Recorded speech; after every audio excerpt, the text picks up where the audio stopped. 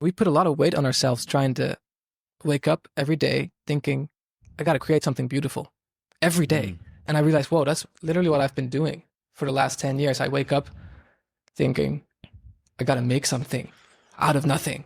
That's pretty intense.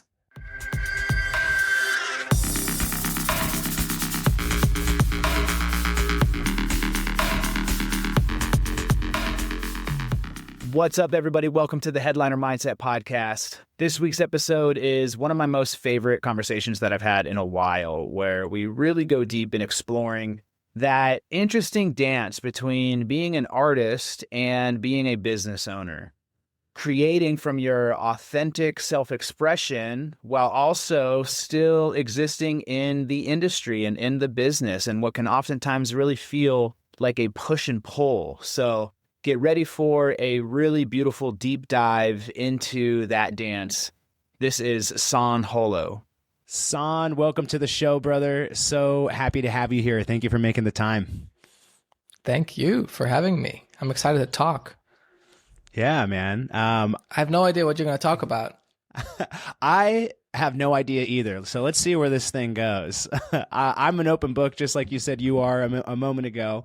I would really love to just start with the beginning of your story and hear a little bit about your background. Like, how did you get into music in the first place? When did you start your musical journey?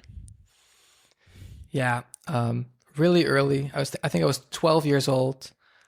Picked up a guitar for the first time when I was about 12 years old, and ever since that moment I was just like obsessed with music.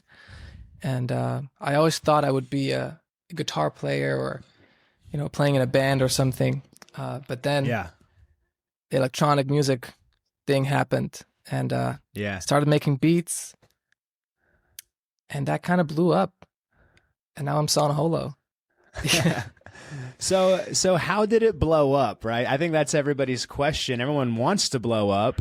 How did it blow up? I know that's a loaded question, but I'd love to unpack that with you. Like, when was the first moment that you started seeing things really take off for you? 2014 SoundCloud era. It was the SoundCloud was this exciting platform where people went to find new sounds. It was, I think, not only new sounds, but also new genres. People there were like putting music out that was kind of pushing all the boundaries. Yeah. And I was really inspired by that. I was on there every day, just like listening to new music, like stuff I've never heard before. And I wanted to be part of that movement, So I started making my own stuff. Trap music was really big at that time, like heavy trap beats. And I started doing like some chords and kind of cute melodies over it, kind of as a joke. Not a joke. It was serious to me, but it was kind of like a little wink to the heavier trap music. I wanted to throw some sparkles in there, Yeah. I've always been like inspired by doing things a little bit different than what's expected. And that, I think, kind of resonated with people. And I did some remixes. I did the Next Episode remix for Dr. Well, I said for Dr. Dre, but honestly, I just ripped his vocals from a Google link. I just Googled Dr. Dre Next Episode acapella, and I found this really low quality acapella, and I built a whole different universe around that acapella. And then Trap Nation, the YouTube channel, uploaded it, and it blew up. And then I started getting calls like, "Hey, you want to DJ this party?" I was like, "DJ? I don't even know how to DJ. I don't know what that is." Yeah, I love this because when you did that remix, were you trying to blow up? Was that the intention? No. No. No. Right? Yeah. No, I was not trying to blow up. I did know from a very young age that I wanted to really express myself through music, and that was, that was the thing that gave me purpose, music, and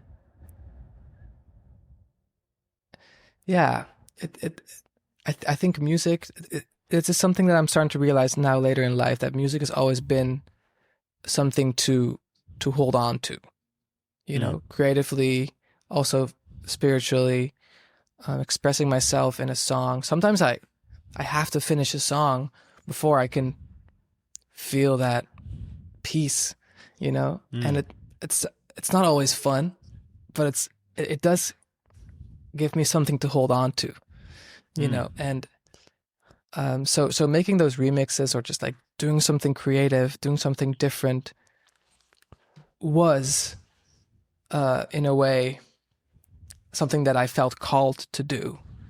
It was just not like, oh, I want to blow up, but it just felt like I have to do this. Yeah.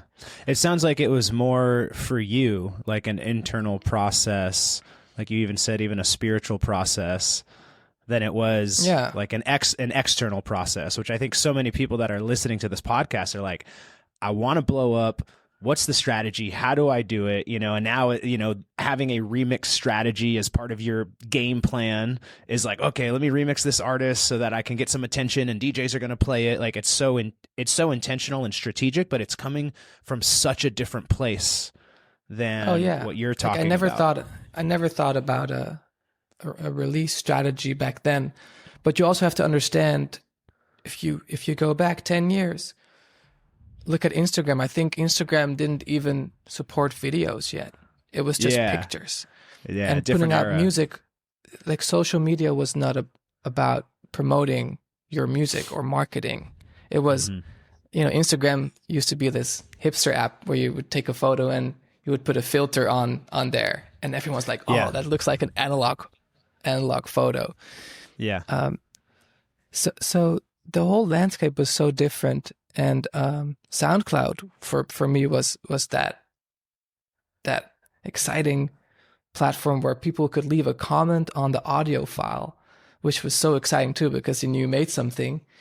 Like, let's say you made this crazy drop that you heard in your head, and then you put it out on the internet, and then you would see people's reaction to that drop written down on the WAV file. So that was such a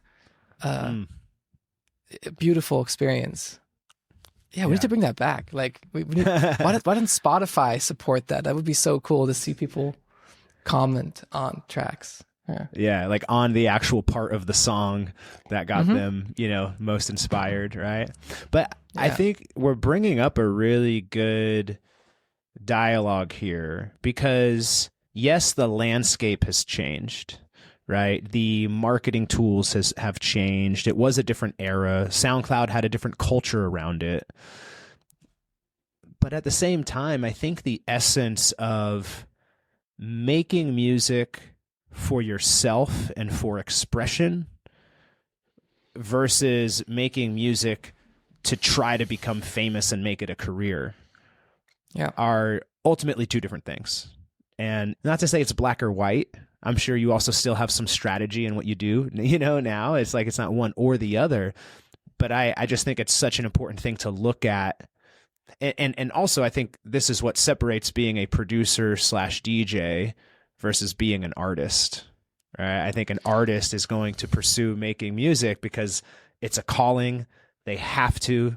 There's something inside of them that is genuinely curious and wanting to come out of your soul, versus when you're a producer, it's like, okay, here's the formula, right? Here's what's happening. Here's the, you know, the trends and the labels, and there's a math and a science behind it. And again, not to say one is right or wrong, but I guess what I'm getting at is I want to really acknowledge you and celebrate you, because from the first time I ever heard your music, I was like, whoa, this is some shit I've never heard before. This guy's doing his own thing. He's got his own sound, his own vibe, his own flavor. You weren't following any sort of trends per se, and you're someone that I really would consider walking the true artist path in a very like authentic way.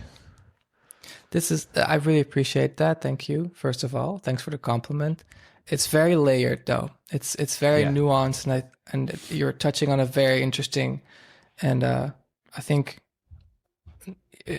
layered concept where, you know, I've always tried to stick to my sound. I see artists the big pop stars, you see how they go from genre to genre.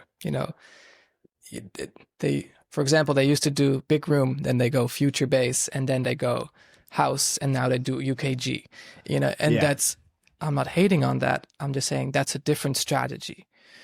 I personally wouldn't be able to do that because I've always been excited by things that stick out or are different from the common,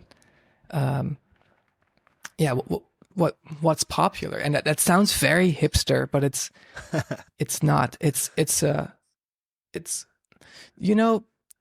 is very interesting, and I've been playing with this thing for a long time.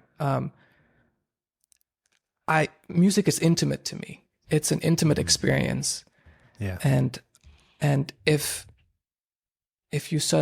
I would suddenly start making the stuff that everyone is listening to or everyone wants to hear, that doesn't feel intimate to me anymore. I love listening to artists that are doing their own thing, and maybe they're not famous, or most of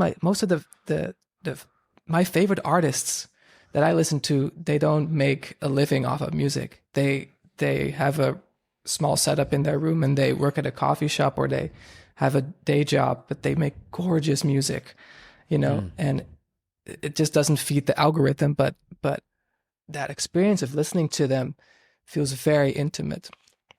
And something happens, when someone blows up and everyone listens to them.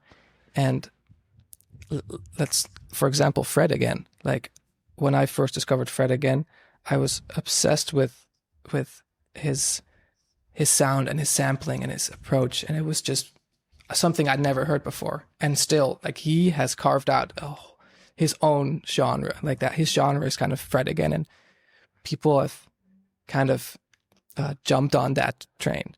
But there's something that happened when someone blows up that big, where I think the music is still insane, and he's an incredible producer, and it's just really good. I can't deny it's really good.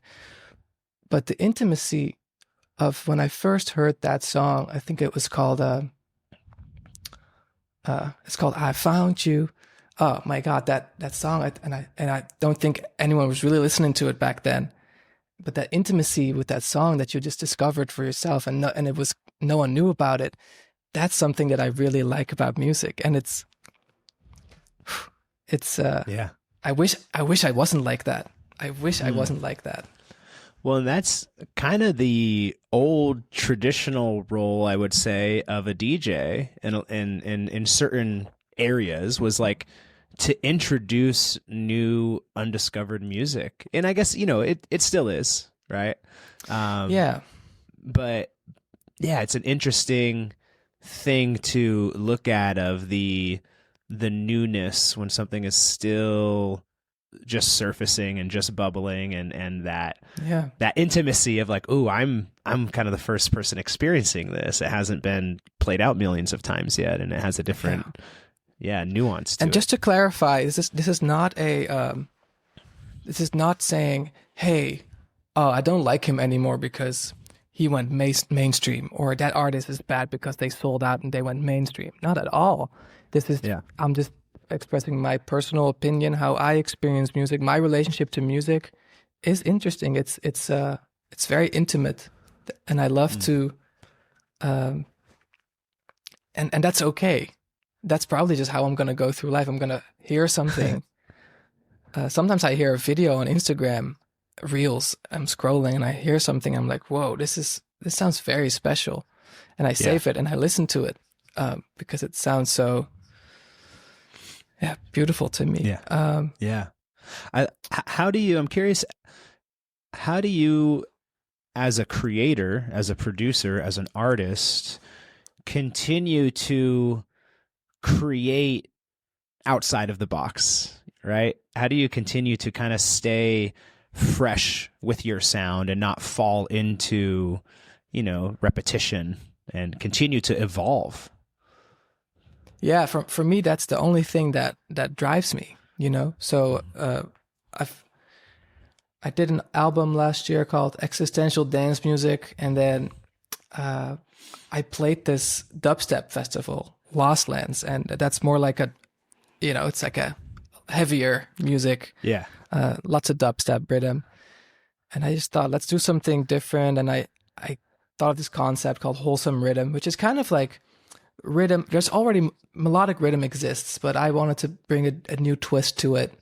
And I thought people were going to hate on it, but people really liked the wholesome rhythm thing. So I dedicated this year and next year to kind of doing that, exploring a new kind of production method and style, the wholesome rhythm era. And it's been really, really fun because I'm learning all these new techniques, and it still feels like me, but then with a different edge, a different twist. Yeah. It's not a choice to stay different. It's a natural thing that if I'm making something that sounds like right now, if I'm making something that sounds like UKG or like, not hating on UKG, by the way, not hating on it, but if I'm in the studio and I make something and it sounds too much like what's popping right now, I naturally do change everything up so that it doesn't sound like that. And that's a blessing and a curse, because I wish I could just go along with the wave sometimes, because it would be great for my career. Let's be honest. No, I love that though. I love that. I've seen this a lot with producers and also kind of more traditional record producers as well, when you sort of read some of their stories of how they made certain albums. And again, not to make it so black and white, but I do think there are different, at least two different approaches I see for a lot of younger kind of bedroom producers. They're just trying to find their sound or trying to find, the formula, right? And it's like, okay, cool. Now I found this thing, and now I can make a bunch of music and really, it's almost like they've arrived at that destination, as opposed to a lot of producers are kind of like, once I've done things a certain way, now I'm kind of bored of that. Like, what's next? Like, what's the next kind of fun, interesting, different, exciting thing to chase? And I love reading these stories of, record producers where they're like, okay, we did the last album this way, and now, okay, it's time for a different album. And, let's see what it's like to hang the guitar amp upside down from the ceiling fan and see what that sounds like. And let's try this out. I've never tried this before. Here's a crazy idea. And it's more of chasing and following the curiosity of like what's possible and what's next, rather than what's been done and how do I figure out how to do that. Yeah, exactly. And I think everyone's relationship to music is different. That's something that I have learned throughout the years, and I navigate my music journey through my relationship with music. But music for someone could mean, I just want to have a good time. I want it to make me happy. I've talked with several people who said, I just want to play music in the car that kind of makes me feel like uplifted and happy. I don't want music to make me sad. And for me, it's the opposite. I want to play music that digs into my soul, So it's different for everyone, and Totally. There's no right or wrong. But that was a very, really fascinating realization that wow, like, music is not just this. The function of music is different for everyone. You know what I mean? Yeah. The functionality of it. Yeah, it's interesting. And none of it is right or wrong, right? I think that's Exactly. really important. That's why I'm so grateful. I'm grateful because my relationship to music emotionally is really complex. I love it, but I also, sometimes it kills me when I'm writing a song. But when I can't get it right, it's not fun. A hobby, it's not a hobby in that sense. It's not just I'm gonna go play tennis and have some fun. It's I guess if you take it that seriously, everything becomes not only fun, it becomes more of a calling. Yeah. Almost like a thing to figure out. And, yeah. Right now I'm working on this song and I'm just like, I can't get it right. And I feel this unease in my being, Yeah. Yeah. It's that deep for me. It's that serious. And how do you work through that when you hit those creative blocks, not being able to really find the, resolution to the song that you're seeking? What do you do to work around? I don't know. I think I don't know. It's not a working around. It's about just maybe that's not a problem. Maybe that's exactly my strength. That I take it that personal, and that I hope that people hear that. I hope that every sound I pick, you can pick any sound of a record, and I could tell you where it comes from and where I was at that time and how I was feeling.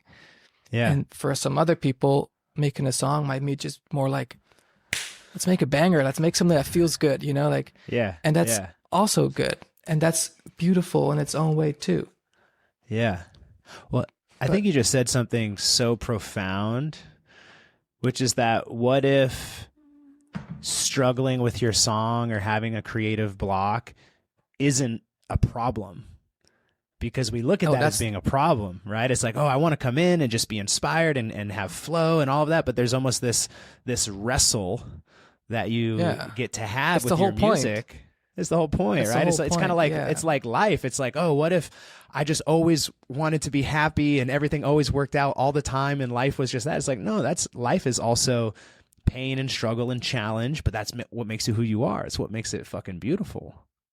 Yeah, that's why I always tend to, I get artists asking me like, hey, what do you do when you've got writer's block? And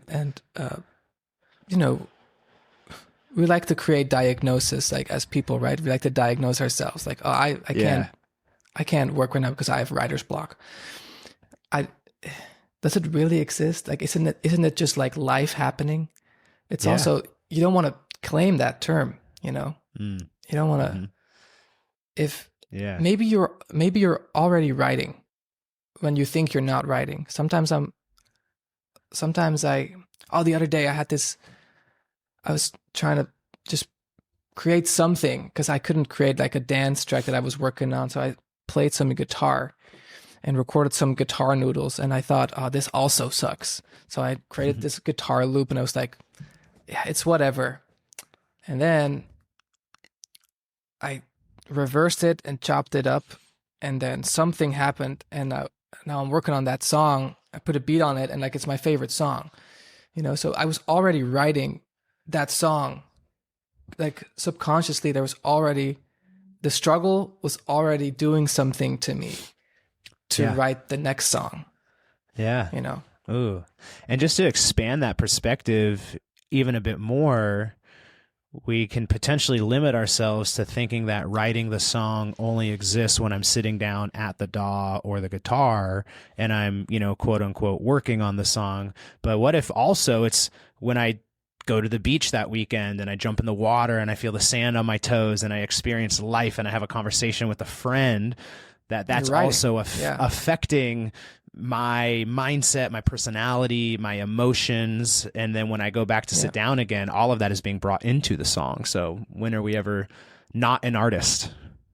Yeah. And that's the thing. And that's also the weight, right?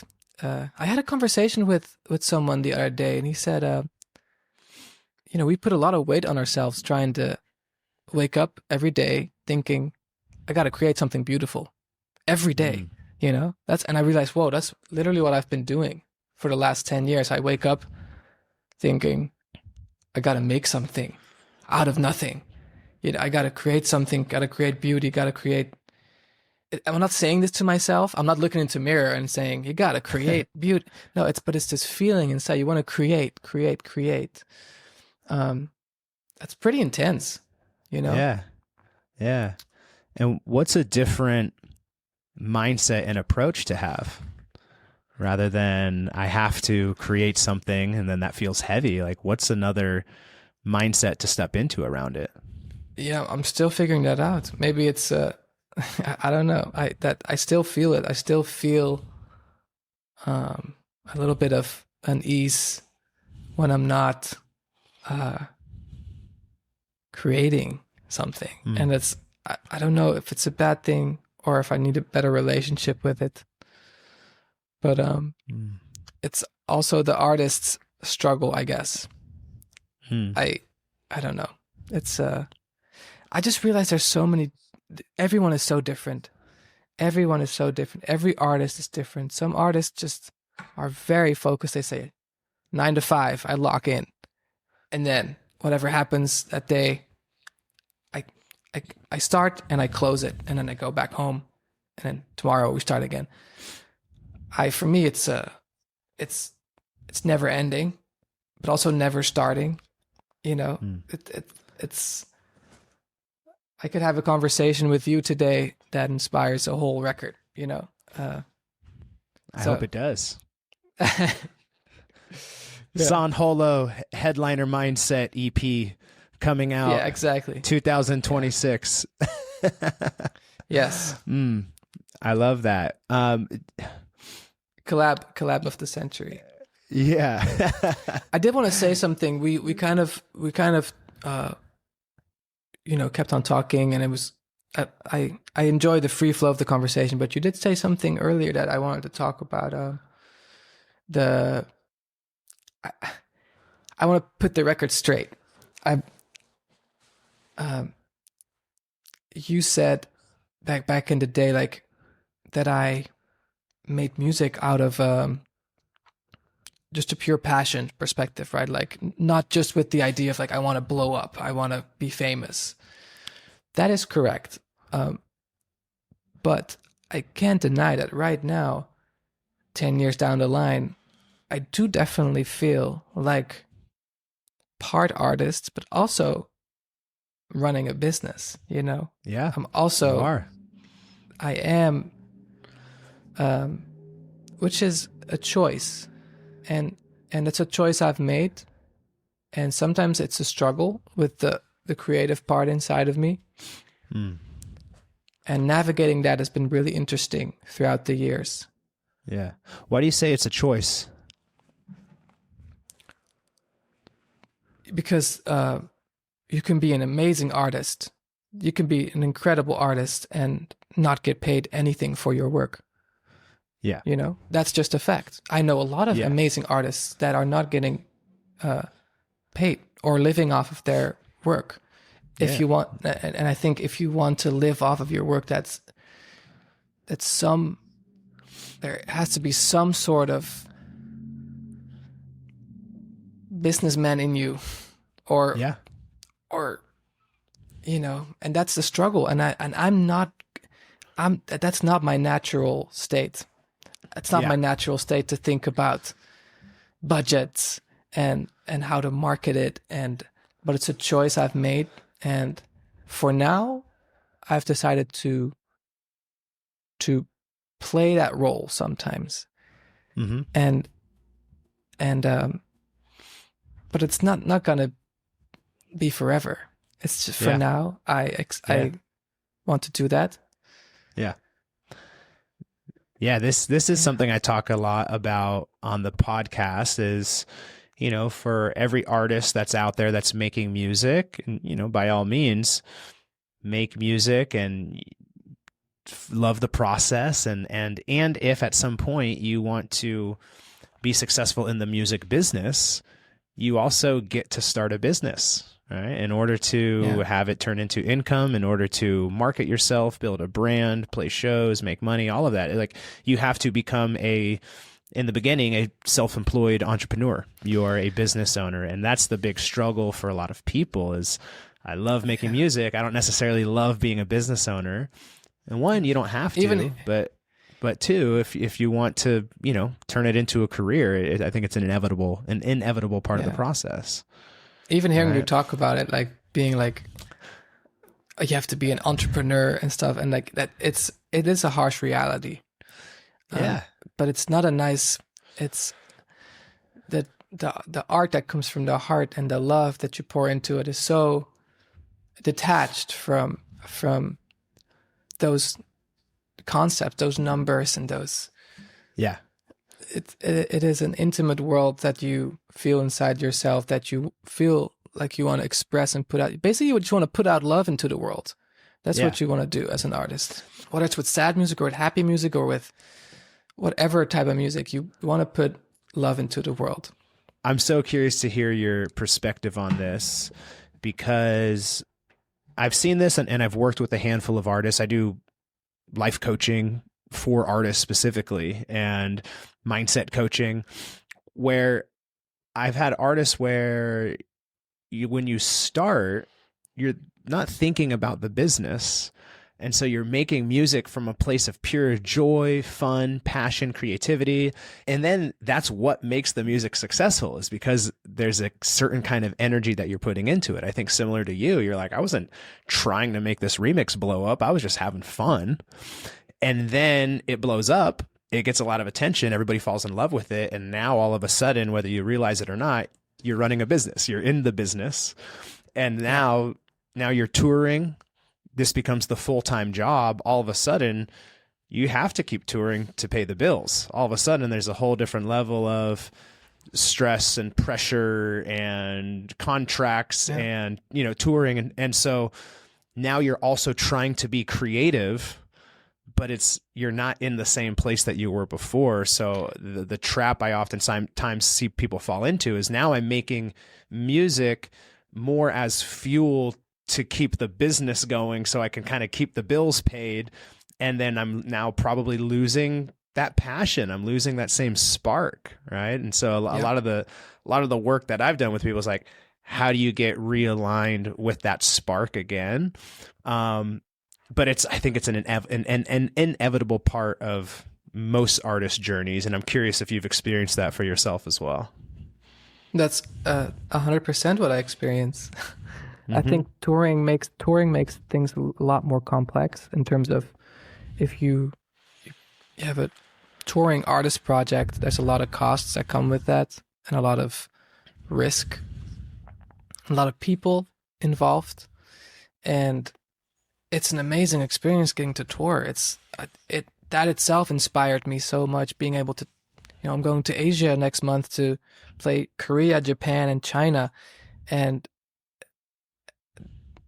you land in China. I land at the airport, and there's people from the other side of the world with my merch and like presents, and it's not that inspires me, that I'm famous, but like the fact that they have had an experience with my music on the other side of the world, they connected to something that I made in my bedroom. That is inspiring to me. Not the being there and getting gifts. That's cute, of course, but the fact that people connected to it from the other side of the world is beautiful to me. However, the touring side is just extremely stressful, because there's a lot of money involved with getting your production to every venue. You have your crew that needs to get paid, and at some point you start to think, for example, right now I would love to work on an ambient album, right? I would love to work on a guitar album. Let's say I just want to play guitar and like noodle around and record that and get really creative, but at the same time I also want to tour next year. Yeah. And if I'm gonna show up at festivals and play an ambient guitar set at San Holo, people are gonna be disappointed. Maybe not at Lost Lands. Yeah, maybe. Yeah, or maybe that's exactly what I should do next time. Yeah. Well, what do you think is the solution, and what have you done as a touring artist to stay grounded and balanced in the midst of all of the moving pieces and the pressure that comes with being a touring artist? I think for me, accepting that it is a choice for me right now to do this, and I know that I can always fall back to art the way I started. I don't I don't have a responsibility to. I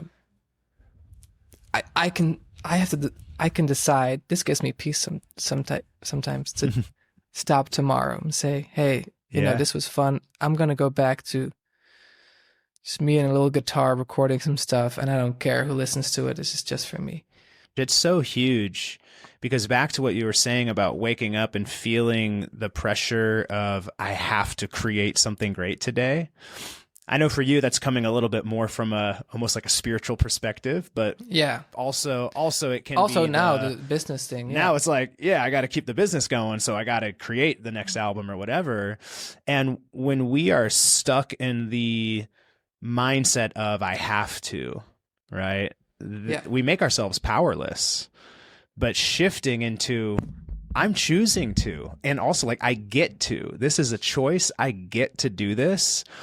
It's a big perspective shift that really changes the entire game. Like, this is a choice. Nobody's holding a gun to my head and making me get out of bed and make music, or making me get out of bed and go on tour, right? And to ultimately step into, you know, that you know, state of like, wow, like I get to do this every day. I'm blessed to do this every day, right? And it can be easier said than done to just think your way into that. But if every day we're waking up and we're like, I have to do this, oh my gosh, it's like, okay, that's the first step to work on, is like, how am I seeing all of this? Like, it is a choice. Yeah. So I love that you point that out. It is a choice for me to, let me be clear, it's a choice for me to do this, to do music, and also to do the music industry. That's a choice.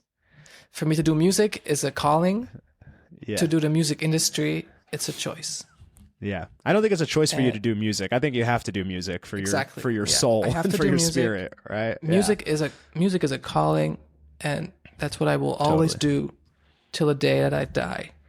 Yeah. Music industry is a choice, and I have and with that choice, seeing it as a choice also enabled me to get inspired by navigating that. So getting inspired by touring the world and getting inspired by what do I want versus what does the world want. You know, that whole process is, you can find inspiration in that too. It's an art in itself. I spoke about it with my therapist the other day, and she said, you know, balancing those two things, instead of viewing it as an evil thing, you can also see that as an inspiring thing. You know, it's an art in itself. Because here's the thing. I went to school for music. I studied guitar, and everyone teaches you how to play guitar, how to make music, hey, maybe even these days they teach you how to market it. I don't know. But no one teaches you what to do when it's happening, when it works, when you're living it, when you're doing it. The psychology behind that, you can't teach anyone that. It's an experience that you, at some point, hopefully for everyone's watching, I hope that you get to experience that. But then you're kind of on your own, you know? And I guess that's why people come to you also and like say like, yo, what the hell? Like, what should I do? Yeah. Well, as somebody who has been doing it, obviously your journey is unique, and it's your life and your world, your universe that you've created. But what are some tips that you would give to artists that are about to take that step and get out of the bedroom and start touring? What if we had the course to teach and offer, what would some of the lessons be in that?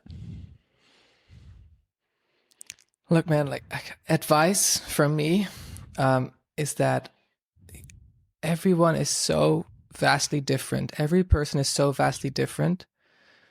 My advice would be, don't listen too much to the advice everyone is throwing at you. That might work for them, but what you might need, you know, sometimes I see people talk and say, you know, you should get into the studio and finish a song in 30 minutes and then create 5 ideas in a session.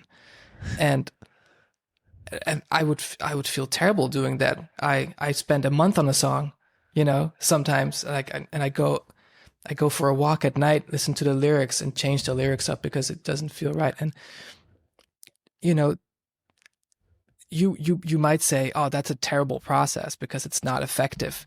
But if that's how you operate and that's how you get your motivation and inspiration, who am I to say that you should make 5 songs a day? You know, but you see a lot of that content. You see a lot of people saying, this, do this. Here's my advice for you. Do that. Like, and I think you can't just shoot advice, general advice to everyone. Every person should be treated as their own universe. You're a whole universe. You're the way your culture, your religion, your parents, your relationship to art. It's so deep. And I know this, you can't really cut this into a nice Instagram reel, my answer, you know. I wish I could just say, here's my advice. Do this, do that, do that. Yeah. But I think my advice is more fluid in terms of my advice to you would be,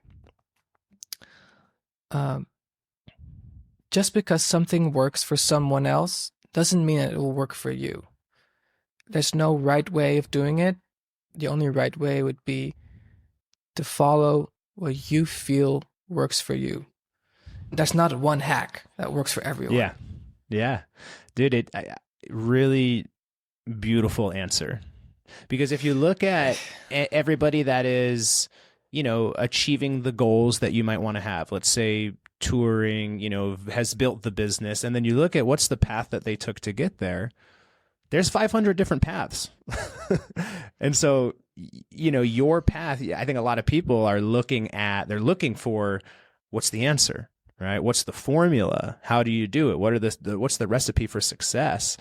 And I just think you completely nailed it. And it's a great reminder for me as a coach, because that's how I was trained as a coach initially, was that we don't give answers. We just ask questions. You have all the answers inside of you. My job is just to hold space. Probably like your therapist they're just asking you questions. What's your truth? What's alive in you? What's real for you? How do we draw that out of people rather than giving all the answers? So really good reminder for me, because I've kind of lost touch with that a little bit. I have started creating some playbooks and formulas and, you know, this is what works. But like you said, it might work for you. It might not. You know, there's no one right answer.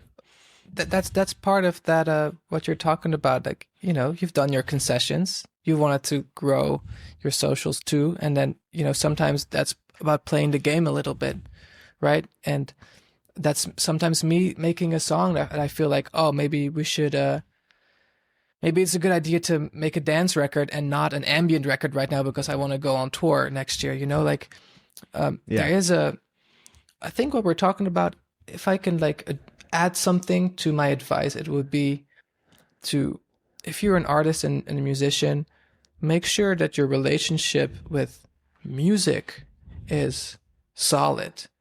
And then the music industry thing, that's, you know, you can get the advice and the tricks and the what to do on TikTok and all that stuff. But that's not really part of the music, the music world, you know?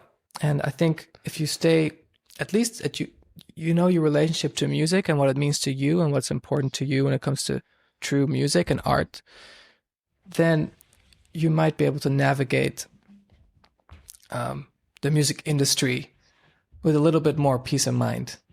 1000%. Because the music has to come first.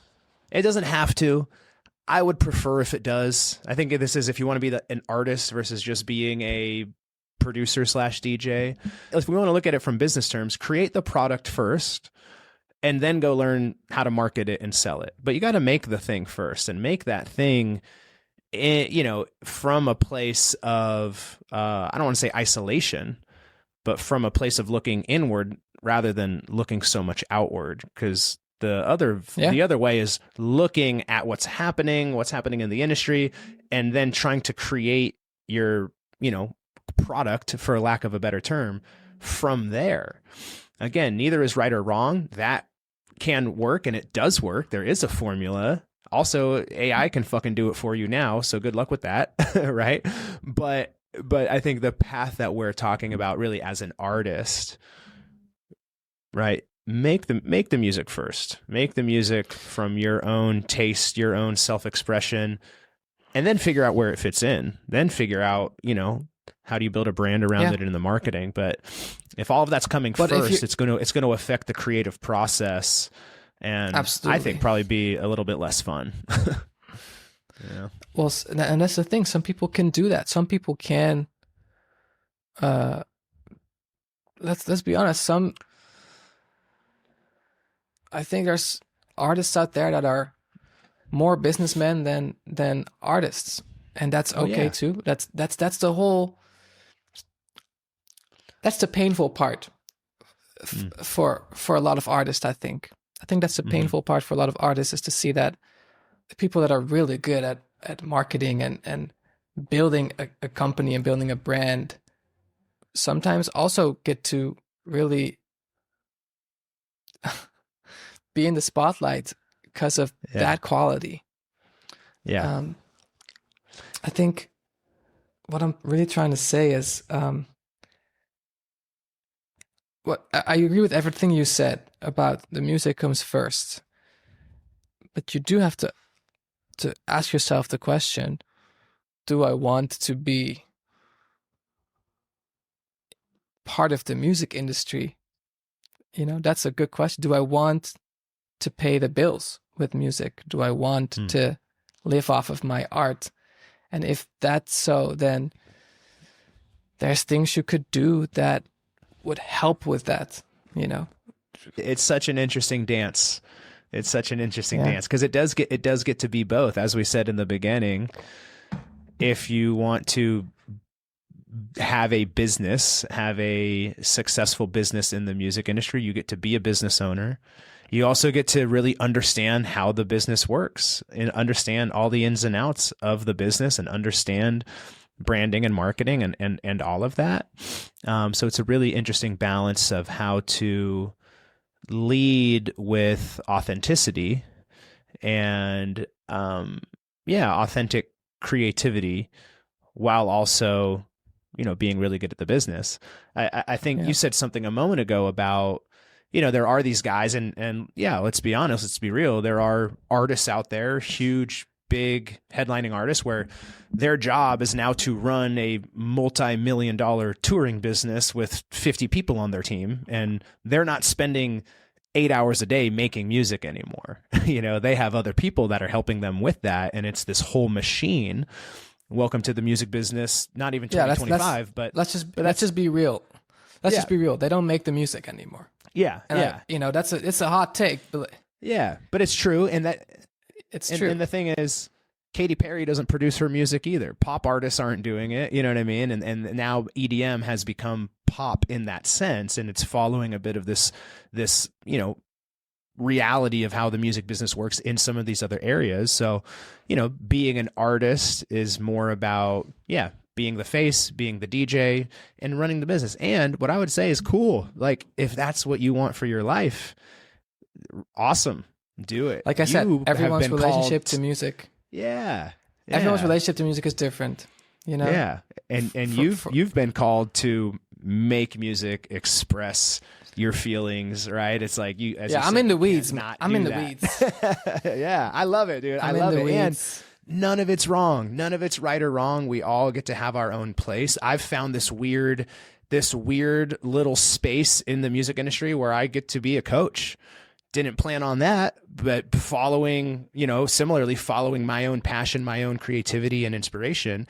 And at one point realizing like, well, damn, if I want to actually have this be a business, I do get to do the marketing. I do get to learn certain parts of the business, which maybe it's not as fun, but we're all figuring out our place in it. And I think you would finding say what feels true for you is important. Yeah. So you made a decision to, okay, let's do the marketing, let's do this, but your true passion would be still there if the cameras were off, right? If you're talking with the person, I would prefer them to be. Yeah, I would. I would love to just coach all day. Give me 5 Exactly. clients a day and let me fucking rip in. And oh yeah, I would love that. Yeah. But in order for me to get those clients, I get to put myself out there and let people know that I exist, similarly to your music. It's like you would love to just make music all day, but if you want to have people hear it and come to your shows, you got to put it out there. Yeah. Right. And this kind of explains my whole concept of this explains my concept of, you've got the music or the art or the passion. You can replace music with passion. Yeah. And then you've got the business side of things. And totally. And that is a choice. If you want to make a living off your passion, then there's certain things you have to do. Yeah. There's also, of course, cases where there's wild cards where some people just really only do whatever the fuck they want and they have a viral moment or but it's often not the case. Something one of my coaches told me early on when I was just starting to kind of build my coaching business was he was like, look, because for me, this is a calling too. I would rather go get a tech job here in Austin and make, $300,000 a year selling fucking software and just like have a mindless, simple, easy job. I've been called to do this shit. I've tried to walk away multiple times and God, the universe has said, no, motherfucker, get back there and serve these people. And what my coach told me early on was like, look, if this really is your calling, if you're actually really about the service that this is providing and you feel in your heart and soul that this is what you're supposed to be doing, then you'll be willing to do the other hard stuff that comes along with it, right? Like you'll be willing to go work the job at Starbucks while you're building your coaching business because you're actually fucking about it, right? And I think similarly as an artist, the same thing, the passion, like, look, if you really love it, you'll be willing to, do the business stuff that maybe sucks, but it's all there to support the dream, the vision, the passion, the creativity. Yeah. Right. So the passion is not a choice, right? You would say the passion is not a choice. Yeah. You wanting to do this. That's not a choice. That's a calling. And I think it's a very interesting thing to talk about the calling. Cause that's I feel like people don't really realize that if you just keep getting back to it, coming back to it, if you wake up every time still thinking about it, there's something there. And for me, that was music. And I had a friend in high school, and he was very talented, probably more talented than like way better producing music and his instrument than I was. But he didn't feel called to pursue that for the rest of his life. He got another job, and he's very happy right now. Yeah. But for me, there's from the moment I picked up a guitar, it was like, I was like, this is it.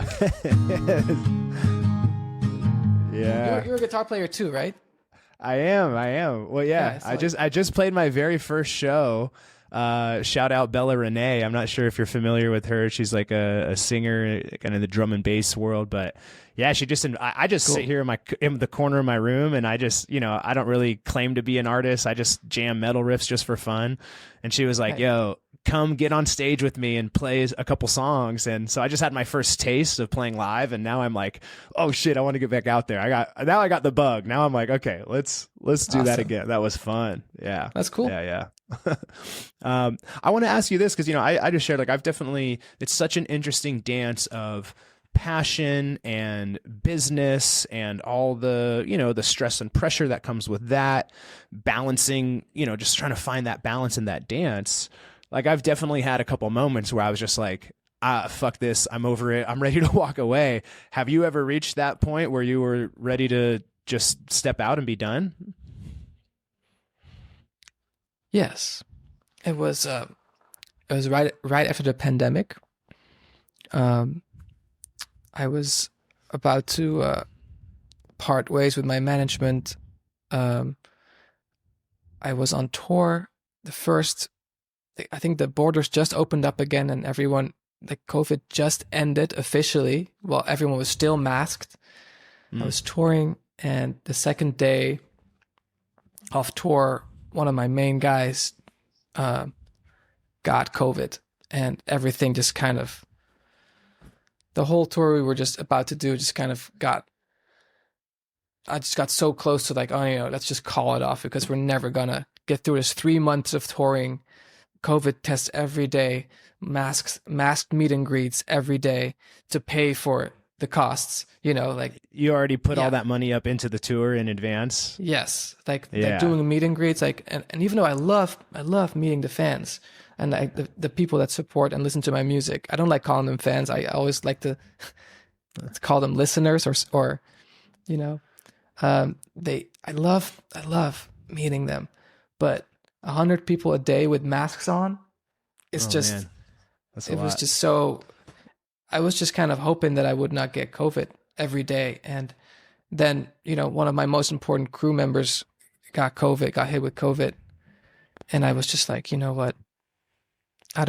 This is not giving me any fulfillment. It's just stress. At this point, it's only stress. And, but we pulled through, at some, at some point I had to carry push the flight cases. We had a show in San Diego and, everything was so dislocated. I had to just like travel with 2 other guys carrying all the cases, 10 cases. I was pushing the cases and I was like, that also gave me some kind of strength. I was like, you know what? Just fucking go. And yeah, what kept you going when you kind of reach that, you get to that edge, almost to that breaking point? Like what kept you going in that tough moment? I don't know. I think that's that calling. I think that's what that's how you know. I think the question to ask yourself is like, would you be making songs or making music if only 5 people were listening, or only 1 person would be listening? Would you still do it? And for me, the answer is yes. I love it. I love it's mostly an internal process for me, the music and the journey. I would definitely work at Starbucks if I have to, I would definitely work at Starbucks or a coffee shop, and on the side I would do music. I'm never going to quit this. I love doing this, Damn. Well, that is an epic mic drop moment to end this episode on. That I had a handful of bullet points and questions and things I was thinking about asking. I didn't look at one of them throughout this entire chat. I really, really love your mindset and your perspective and the passion that you have for this. And again, just really want to, just celebrate you really pursuing the true hero's journey of being an artist. It's incredibly inspiring. And I thank you so much for taking the time to share some of your energy with us and not the fans, but the audience, the Headliner Mindset community. Shout out to all of you for listening. I love you guys. And San, thank you so much for coming on today. Thank you very much for having me. And I just want to say, I'm not the hero. Everyone working that coffee shop job with 1,000 or like 500 monthly listeners, you guys are heroes to me. I'm listening to you. Like, that's the stuff I love. So keep grinding. And I feel